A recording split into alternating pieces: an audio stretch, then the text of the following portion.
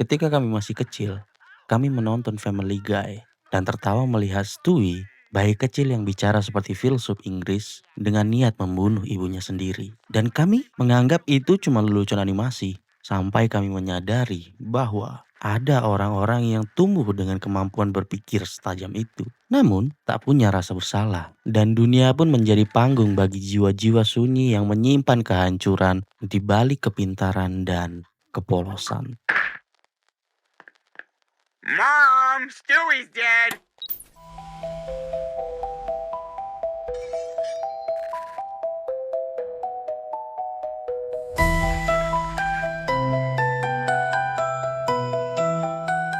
Jauh sebelum generasi kami lahir, ada bocah yang bernama Edward Theodore Gain atau biasa kita kenal dengan nama Ed Gein.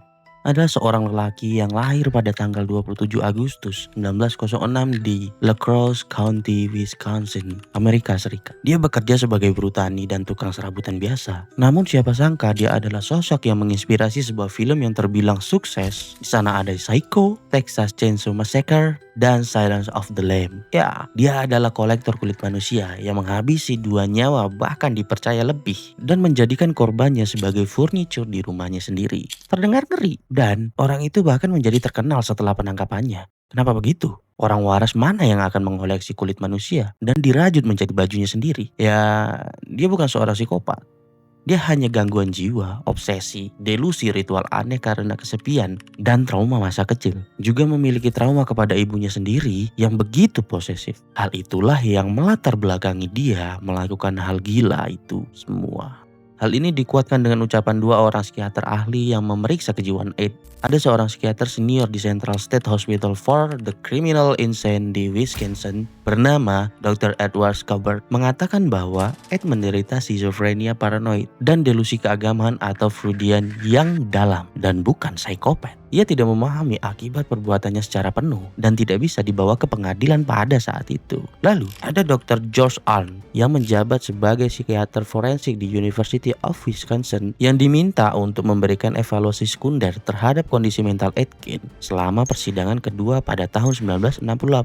Ia mengatakan bahwa Ed memiliki kelainan mental yang berat, tapi dalam keadaan stabil, dia bisa menjalani persidangan. Namun, tetap ditegaskan bahwa kepribadian Ed lebih mirip orang dengan gangguan jiwa daripada psikopat manipulatif. Dari buku yang berjudul Deviant, The Shocking True Story of Ed Gein, The Original Psycho, menyimpulkan bahwa Ed tidak menunjukkan tanda-tanda psikopat klasik, melainkan menderita gangguan jiwa berat yang membuat hidup dalam dunia fantasi. Hingga catatan dari Central State Hospital, meski tidak dipublikasikan secara penuh, tapi dikutip dalam laporan jurnalis, dinyatakan bahwa Ed tidak memiliki empati abnormal seperti psikopat, melainkan distorsi realitas. Dengan begitu, bisa kita ambil garis bawah bahwa Ed Gein bukan seorang psikopat. Itu terlalu jauh. Di Indonesia, kita punya Ahmad Suraji atau dikenal dengan sebutan Dukun Naes. Orang yang menghabisi 42 nyawa perempuan cantik. Dirinya mengaku sebagai dukun sakti. Ia memberikan janji agar hidup kalian sukses dan memperkuat pesona atau pengasihan. Dia memanipulasi para korban dengan janji. Lalu apakah dia psikopat? Jawabannya bisa tidak. Tapi besar kemungkinan Dukun AS bukanlah seorang psikopat. Kenapa begitu? Begini, pada pengakuannya, ia mendapat bisikan dari arwah ayahnya dalam mimpi. Menurutnya, agar ilmunya sempurna, dia harus menghabisi 70 wanita dan menanam tubuh mereka dengan kepala menghadap ke rumahnya sendiri. Itu terdengar mengerikan. Ya, dia merasa tidak bersalah secara moral. Karena menurut keyakinannya, ini adalah bagian dari ritual. Ini menunjukkan adanya sistem kepercayaan delusional, bukan manipulasi psikopat klasik. Perkara dia menikmati dalam prosesnya, siapa yang pernah tahu? Mungkin jawabannya bisa lebih mudah kita ketahui ketika aspek ketuhanan kita bawa dalam pembahasan ini. Sayangnya, tidak ada catatan resmi atau publikasi terbuka yang menunjukkan bahwa Ahmad Suraji pernah menjalani evaluasi psikiatris forensik secara mendalam. Setidaknya bukan seperti yang terjadi pada Ed Gein atau pembunuh berantai dari negara barat. Namun, dia mengalami gangguan mental berat, tapi dia kooperatif dalam pengakuan dan tidak menunjukkan emosi dingin ekstrim seperti psikopat. Dan dia pun divonis mati tanpa perlu pemeriksaan kejiwaan lebih lanjut karena dianggap beroperasi secara sadar dan sistematis. Andai hukum bisa seperti ini pada koruptor. Anyway, kenapa pembunuh berantai seperti Ahmad Suraji dan Ed Gein dengan koleksi gilanya tidak disebut sebagai seorang psikopat, atau seperti Jeffrey Dahmer, orang sakit yang namanya terkenal di mana-mana, bahkan sosoknya dimuat dalam bentuk series dan movie, atau Richard Trenton Chase yang dijuluki sebagai The Vampire of Sacramento, lalu Leonardo Cianciulli dari Italia yang diberi julukan Softmaker of Correggio yang membuat sabun dan kue dari tubuh korban, tidak dianggap sebagai seorang psikopat. Lalu, seperti apa seorang psikopat itu? Secara umum dan psikologis, psikopat adalah istilah yang digunakan untuk menggambarkan individu dengan gangguan kepribadian antisosial atau antisocial personality disorder, ya, atau SPD, whatever I say, dengan tanda kurangnya rasa empati, tidak punya rasa bersalah, sifat manipulatif, perilaku impulsif dan agresif, kemampuan berbohong atau memanipulasi tanpa penyesalan. Dalam dunia klinis, menurut DSM-5, Diagnostic and Statistical Manual of Mental Disorder atau panduan resmi diagnosa gangguan jiwa, seseorang bisa didiagnosa SPD jika dia sering melanggar hukum atau norma sosial, sering berbohong, menipu, tidak menunjukkan penyesalan setelah menyakiti seseorang, impulsif dan tidak bertanggung jawab, tidak bisa mempertahankan hubungan jangka panjang. But, tidak semua penderita SPD adalah psikopat. Psikopat itu adalah subtipe dari ASPD yang paling ekstrim. Para psikologi menggunakan alat penilaian bernama Hare Psychopathy Checklist, REVIS, PSLR. Ya, singkatannya begitu. Yang dikembangkan oleh Dr. Robert D. Hare untuk mengukur tingkat psikopati seseorang. Apabila skor dalam checklist itu mencapai angka 30 ke atas, maka dia adalah seorang psikopat. Namun, jika di bawah itu, maka dia adalah sosiopat. Setidaknya begitu yang dikatakan seorang psikolog. Fakta ilmiahnya, otak psikopat menunjukkan aktivitas rendah di area pengatur emosi, terutama pada bagian amigdala dan korteks prefrontal ventromedial. Psikopat itu bukan gila, mereka waras secara hukum dan tahu tindakan mereka salah, tapi tidak peduli. Contoh nyata dari semua itu adalah Ted Bundy. Siapa yang tidak mengenal kisah orang satu ini? Ia begitu menawan, cerdas, tapi begitu sadis. Dia adalah contoh besar seorang psikopat asik. Lalu kenapa Jeffrey Dahmer, seorang pembunuh berantai menghabisi 17 pria dan bahkan memakan bagian tubuh korban, Jeffrey Dahmer tidak pernah disebut sebagai seorang psikopat? Setidaknya begitu kata psikolog. Namun, di kota lain, mereka pasti mengatakan dia adalah psikopat. Begini, Jeffrey Dahmer tidak memanipulasi korbannya. Dia tidak narsistik. Dia memiliki empati dan ia menyesali itu. Dia memiliki kontrol sosial yang lemah dan canggung. Meski banyak orang yang mengatakan bahwa dirinya membunuh dengan cara yang sadis, namun secara psikologis, dia tidak sadis demi kesenangan, melainkan kedorongan patologisnya. Dan dia tidak menyalahkan orang lain dan lebih menyalahkan dirinya sendiri. Berbeda dengan Ted Bundy. Banyak sumber dan buku mengatakan bahwa Dahmer bukan psikopat. Sebuah buku berjudul A Father Story yang ditulis oleh ayahnya sendiri, dia menjelaskan bahwa anaknya tidak kejam, tapi sakit dan tersiksa batinnya. Ada pula dokumenter yang berjudul Jeffrey Dahmer File tahun 2012 yang menampilkan wawancara dengan polisi dan penyelidik yang menyebutkan bahwa Dahmer tampak seperti orang pasrah dan rusak, bukan seorang monster psikopat seperti Pedro Alonso Lopez yang justru mengaku bahwa dirinya telah menghabisi lebih dari 300 orang. What the fuck with this guy? Belum puas dengan pernyataan itu semua, masih ada Inside the Mind of Serial Killer, sebuah dokumenter yang menampilkan seorang dokter bernama Helen Morrison yang meneliti banyak pelaku dan menempatkan Dahmer dalam kategori disorganisasi internal akibat trauma dan kelainan seksual, bukan psikopat. Tapi perlu diingat, psikopat itu bukan tidak mengerti dengan perasaan. Mereka bisa menjelaskan bagaimana itu kesedihan, tapi dia menjelaskannya seperti dia menjelaskan rasa asin, padahal dia tidak bisa merasakan asin itu sendiri. Analoginya begini, psikopat itu seperti alien atau siluman yang menyamar menjadi manusia. Dia belajar senyum, belajar menangis, tapi itu semua hanya dipelajari untuk acting, dan semua itu hanya untuk keuntungannya sendiri.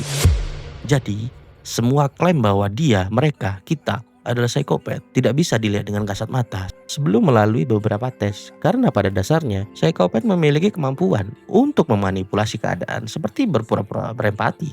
Entahlah, mungkin akan terbukti jika kita, kamu, saya, mereka dihadapkan langsung tatap muka dalam sebuah ruangan penuh dengan benda tumpul hanya berdua. Maka hasilnya akan terlihat secara kasat mata. Dan ingat pula, psikopat tidak selamanya menjadi pembunuh.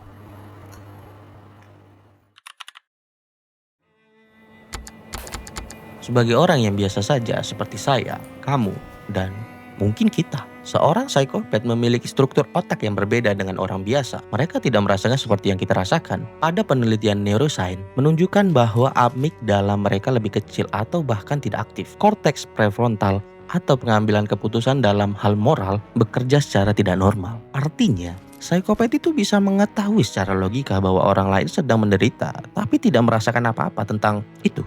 Lagi, dia tidak merasa empati. Dalam tes MRI, psikopat yang melihat gambar penyiksaan tidak akan menunjukkan respon emosional seperti orang normal. Otaknya datang, seolah hanya melihat benda mati. Mereka begitu ahli dalam memainkan peran, seperti Reza Radian yang begitu ahli atau pandai dalam memainkan peran, mulai menjadi presiden hingga menjadi orang yang paling menyebalkan seantero negeri. But, ini bukan tentang Reza Radian. Wait, apa dia psikopat? Apa artis-artis besar itu adalah seorang psikopat? Sepertinya tidak.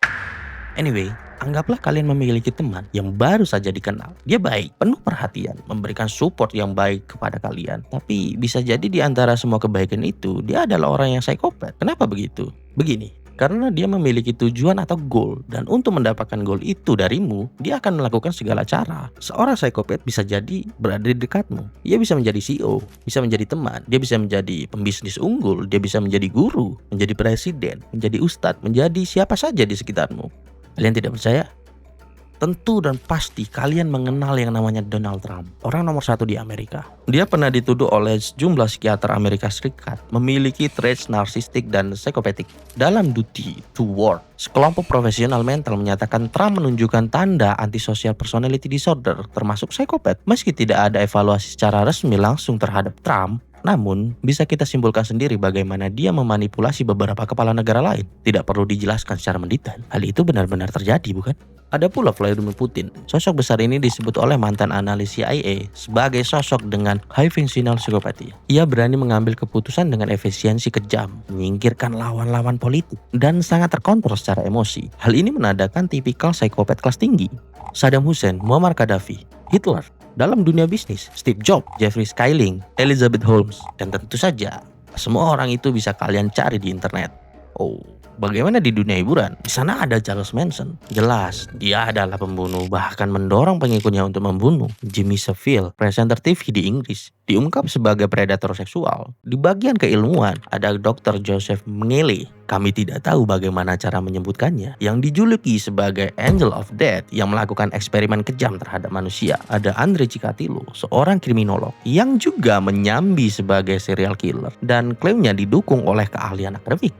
Jadi, psikopat itu tidaklah gila. Banyak psikopat tidak kehilangan akal sehat, justru sangat rasional, cerdas, dan menawan. Mereka bisa menjadi sosok yang sukses di bidang keuangan, politik, hukum, bahkan kedokteran sekalipun. Psikopati itu adalah gangguan kepribadian dan lagi tidak punya empati, bukan gila.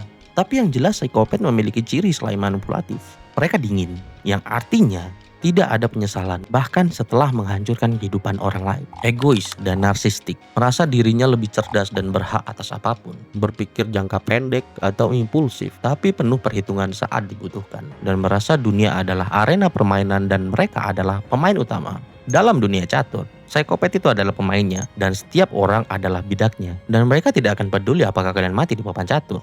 Selama mereka bisa menang. Ada dua wajah psikopat yang harus dipahami dan diluruskan. Pertama, mereka yang sukses dan menjadi orang besar adalah psikopat fungsional dan mereka tahu cara menyesuaikan diri di dunia sosial. Dan yang kedua adalah psikopat kriminal yang kalian tahu seperti Ted Bundy, Pedro Alonso Lopez. Mereka lebih impulsif, kasar, dan cenderung dengan kekerasan.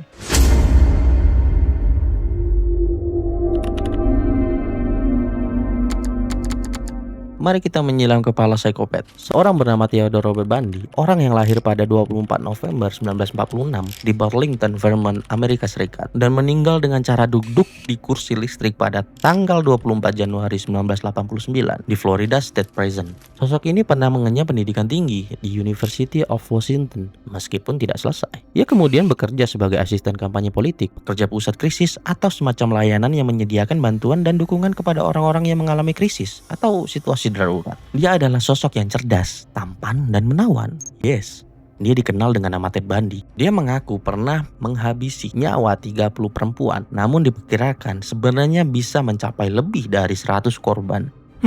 Kebanyakan korban adalah perempuan muda dengan rambut yang gelap dan berwajah mirip dengan mantan pacarnya. Let's say, dia dendam dengan pacarnya. Begitulah. Beberapa kasus yang mencuat, ada kasusnya Linda Ann Healy pada tahun 1974 di Seattle. Konon, dia adalah korban pertama dari sosok Ted Bundy. Ia sempat ditangkap oleh kepolisian namun melarikan diri dari penjara sebanyak 2 kali. Bahkan sempat melakukan pembunuhan pula saat ia kabur dan dirinya menolak untuk mengakui kesalahannya dan baru mengaku salah ketika dia akan dieksekusi. Dirinya menggunakan karismanya untuk menipu publik. Bahkan seorang yang seperti ini memiliki penggemar fanatik saat dia diadili. Dia pernah berkata sebelum dieksekusi, "I like you to give my love to my family and friends." Dan sebelumnya dia pernah berkata, "Aku tidak sakit, aku hanya lebih tahu kelemahanmu." Mari mengintip isi kepalanya. Bundy tidak membunuh karena dorongan amarah, tapi karena rasa kontrol dan kenikmatan superioritas. Dia tidak merasakan empati, bahkan saat berbicara dengan keluarga korban, dia bisa tertawa sesaat kemudian. Dalam wawancaranya, ia pernah berkata, "Orang-orang ingin percaya bahwa monster itu terlihat seperti monster. Tapi, aku seperti kamu. Mungkin hanya lebih pintar." Ya, Ted Bundy bukan monster dalam artian literal. Dia tampan, berpendidikan hukum, sopan, dan tahu cara bersikap manis. Itu bukan topengnya, itu adalah senjata baginya agar bisa memanipulasi semua korban. Bagi Bundy, korbannya bukanlah manusia.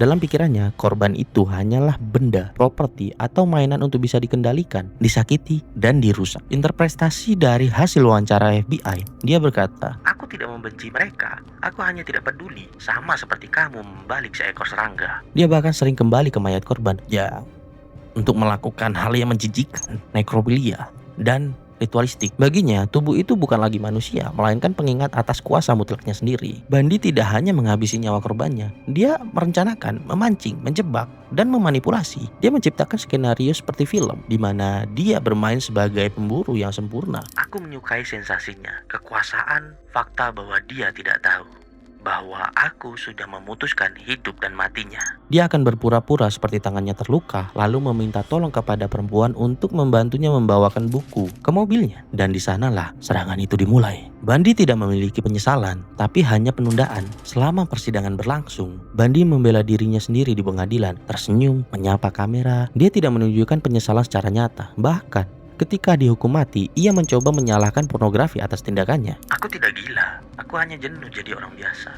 Begitu katanya dari evaluasi psikiater. Isi kepala Ted Bundy yang termasuk seorang psikopat adalah seperti melihat logika dingin tanpa moral, di mana manusia adalah alat, emosi adalah kelemahan, dan kematian adalah bentuk supremasi. Dia bukan orang yang kehilangan kendali, justru sebaliknya. Dia tahu persis apa yang akan dia lakukan dan dia menikmati semua itu.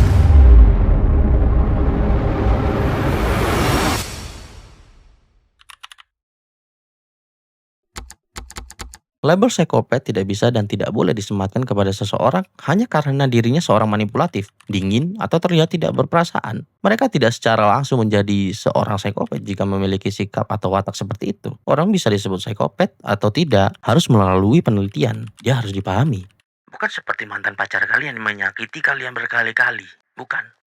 Dalam psikologi forensik dan psikiatris, seseorang disebut psikopat jika memenuhi sejumlah besar ciri yang terukur secara objektif. Bukan hanya 2 atau 3 sifat saja. Alat ukur resmi yang sempat disinggung di awal video setidaknya bisa mengidentifikasi seseorang itu psikopat atau tidak. Semua itu terdiri dari 20 indikator dan masing-masing indikator memiliki 0 sampai 2 poin. Dan total skor maksimalnya adalah 40. Begini, anggaplah kalian ingin melakukan tesnya. Jika tidak merasakan dalam indikator yang disebutkan, maka itu bernilai 0. Apabila kalian merasakan sedikit, maka bernilai 1.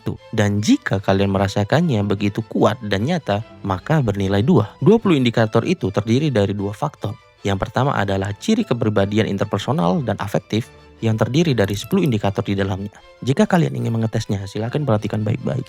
Mari analogikan kami adalah seorang psikopat. Yang pertama, kami memiliki pesona yang dangkal atau superficial charm. Kami pandai berbicara dan memikat, namun tanpa kedalaman emosional. Lalu kami memiliki rasa diri yang tinggi. Ya, kami merasa diri kami lebih hebat, meremehkan orang lain. Yang ketiga, kebutuhan akan stimulasi atau rentan dengan kebosanan. Kami mudah bosan, senang mengambil resiko yang begitu ekstrim. Lalu, kami pembohong patologis. Kami sering berbohong, bahkan tanpa alasan yang jelas. Kami manipulatif dan menipu, pandai memanipulasi untuk keuntungan pribadi. Lalu kami memiliki kekurangan dalam rasa bersalah atau penyesalan. Kami tidak menyesali perbuatan yang kami lakukan, meskipun itu menyakiti orang lain. Lalu kami memiliki emosi yang begitu dangkal. Kami tidak menunjukkan perasaan yang tulus. Pun kami memperlihatkannya itu adalah palsu. Yang ketujuh, kami tidak memiliki empati atau kurang berempati kepada orang lain. Kami tidak peduli penderitaan orang lain. We don't give a shit. Kami tidak mau bertanggung jawab atas tindakan kami. Kami sering menyalahkan orang lain atau keadaan. Dan yang terakhir, kami tidak menerima tanggung jawab pribadi. Kami tidak pernah merasa bersalah atas kesalahan kami sendiri. Maka kami tidak akan bertanggung jawab karena kami tidak bersalah. Dari 10 faktor tersebut, maka kami memiliki 20 poin. Dan ada faktor kedua, yaitu adalah dari gaya hidup yang juga terdiri dari 10 indikator. Yang pertama adalah gaya hidup parasit. Kami mengandalkan orang lain untuk hidup dan memanfaatkannya. Kami memiliki perilaku kontrol yang sangat buruk. Mudah marah, impulsif, tidak bisa menahan diri. Yang ketiga, promiskuitas seksual. Aktivitas seksual kami lepas kendali. Kami tidak memiliki kedekatan emosional saat melakukannya. Dan kami memiliki masalah perilaku sejak masa kecil. Kami memiliki catatan kenakalan serius sejak kecil. Seperti berbohong, mencuri, memukul anak tetangga. Atau yang terburuk, melecehkan guru sendiri. Kami tidak memiliki tujuan hidup realistis. Hidup kami tanpa rencana yang jelas. Ya, kami suka instan. Dan kami begitu impulsif. Bertindak tanpa berpikir. Ya, kita tidak berpikir akan terjadi apa ke depannya. Dan yang jelas sering merugikan diri sendiri. Kami tidak bertanggung jawab. Dan kami gagal menjalankan kewajiban sosial atau profesional. Banyak hubungan kami jangka pendek. Kami tidak bisa berhubungan jangka panjang. Kami tidak bisa mempertahankan relasi mendalam. Lalu kami memiliki kenakalan remaja dini. Maksudnya kami memiliki catatan kriminal sejak remaja. Mungkin saat itu kami ditangkap polisi. Entahlah. Pelanggaran pembebasan bersyarat atau hukum berulang. Ya, itulah yang kami miliki. Sering melanggar aturan hukum. Bahkan setelah dihukum sekalipun, kami akan tetap melakukannya. Silakan nilai sendiri diri kalian. Tapi ingat, jangan lakukan self-diagnosa.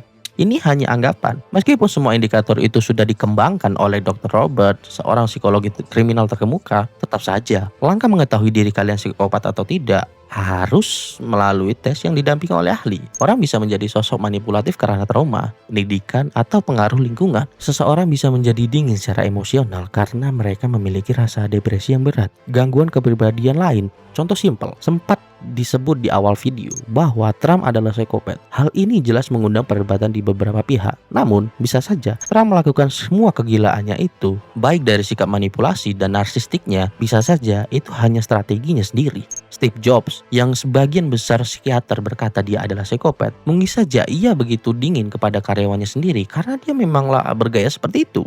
Apakah psikopat bisa sembuh? Jawabannya sulit. Mayoritas berkata itu tidak bisa sembuh sepenuhnya, tapi beberapa bisa belajar mengendalikan perilaku mereka, bukan menyembuhkan kepribadian dasarnya. Kenapa psikopat dikatakan sulit sembuh? Karena struktur otaknya terutama pada bagian amigdala dan prefrontal cortexnya yang tidak normal. Respon emosi yang dingin dan kurang empati juga membantu dalam kesulitan penyembuhan. Pola perilaku yang menetas sejak remaja juga cenderung menghambat penyembuhan atau pengendalian emosi. Apakah bisa diobati? Jelas bisa. Terapi kognitif bisa sedikit membantu psikopat yang kooperatif dan sadar resiko. Yang mana adalah psikopat level rendah mungkin bisa belajar berpikir rasional sebelum bertindak impulsif. Dan psikopat fungsional, kadang mereka belajar beradaptasi. Selama ada motivasi di dalamnya, jelas semua bisa diatasi. Tapi, banyak yang bahkan berpura-pura sembuh dan memanipulasi terapisnya sendiri. Banyak terapis yang gagal karena mereka tertipu. Lantaran para pasien justru makin licik, makin pandai setelah tahu bagaimana cara psikolog bekerja. Pada sebuah penelitian, rata-rata tingkat keberhasilan terapi pada psikopat sangatlah rendah. Beberapa program rehabilitas justru membuat mereka lebih berbahaya karena belajar memanipulasi sistem dan justru memanipulasi sesamanya. Apakah mereka bisa hidup normal? Tidak ada yang jelas tentang hidup normal seperti apa. Tapi hidup seperti orang biasa? Jelas jawabannya sebagian kecil mungkin bisa. Apakah bisa berubah karena motivasi lantaran cinta seperti telenovela? Jawabannya jarang sekali dan sangat kecil kemungkinannya. Di balik wajah tenang para psikopat, tersembunyi dunia yang tak mengenal empati, namun sangat paham cara mengendalikan kita semua. See you on the next video.